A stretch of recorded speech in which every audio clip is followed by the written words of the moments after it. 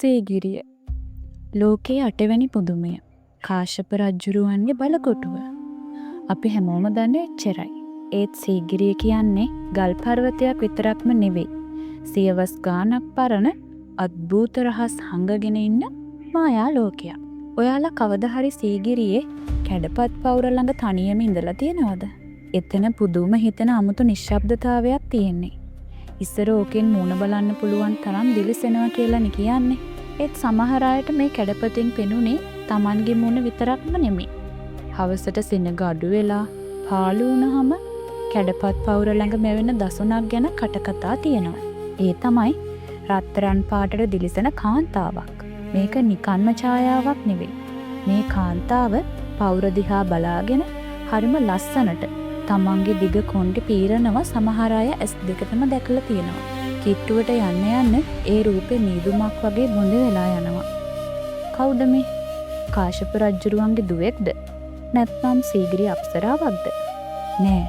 සමහරු විශ්වාස කරන්නේ මීට වඩා හාත්පසින්ම වෙනස් හරිම සංවේදී කතාවක්. අපි කවුරුත් අහලා තියෙනවනේ සීගිරිය කියන්නේ රාවණ රජතුමාගේ කාලේ ආලකමන්දාව කියලා. ඉතින් සමහර පැරණි අය වගේම গুপ্ত දේවල් ගැන හොයන අය කියන්නේ මේ ඉන්නේ වෙන කවුරුවත් නෙමෙයි. මහා රාවණ රජතුමාගේ ආදරණීය බිරිඳ මන්දෝදරි දේවිය කියලා. හිතන්න.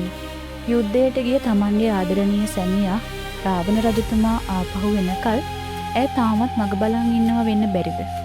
ඇය කැඩපතින් බලන්නේ තමන්ගේ රූපය දිහා නෙවෙයි. ඈතින් එන තමන්ගේ පෙම්වතාගේ ඡායාව පේනවද කියලා වෙන්න ඇති. සියවස් ගණන් ගෙවිලා ගියත් ආත්මය මිය යන්නේ නැතුව ඒ බලාපොරොත්තුව තාමත් මේ ගල් තලාවස්සේ රැඳිලා තියෙනවා ඇති.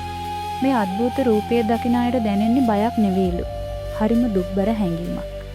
ඒ වගේම ඒ වෙලාවට මුළු පරිසරයම සිසිල් කරගෙන එන අමුතු සුවඳක් එනවා කියලායි කියන්නේ.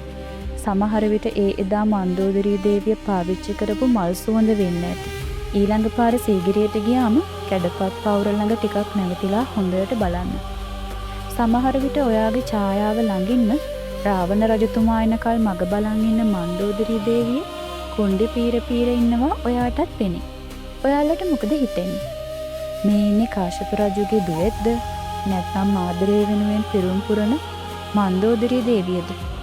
පහලින් කමෙන්ට් කරගෙන යමු.